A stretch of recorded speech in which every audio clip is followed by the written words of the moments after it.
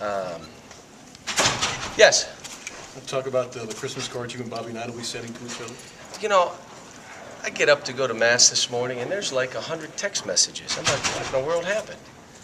And I get word, and what I can tell you is I'm a big fan, respect him as a basketball coach, always have. Matter of fact, took my staff down to Texas Tech, spent the day, watched him practice, helped me with the dribble drive, made it even better.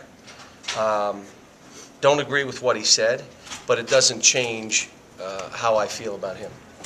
How do you feel about your integrity being publicly questioned like that? Like I said, I don't agree with him. All right, let's talk about basketball. Now, my team yesterday had the worst practice. It was so bad that we conditioned for an hour. I haven't done that since my UMass days. Coach Robick came in and said that was old school. We ran for 1 hour conditioning.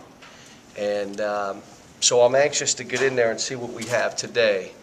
I tried to tell him, you may not understand Austin Peay. I've coached against their coach, who does a great job, their team, who beat my team when I was at Memphis by a point, and I had to give them a check after the game.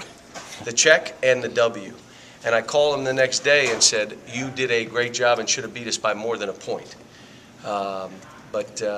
You know, this one coming up is a hard one, and I'm not sure they understand that, so we'll see. John, some of you guys talked about a day this week when you weren't there and kind of what the reaction was, how they practiced without you there. What day was that? Well, I came to practice, and I warmed them up. I did what we do for getting them ready.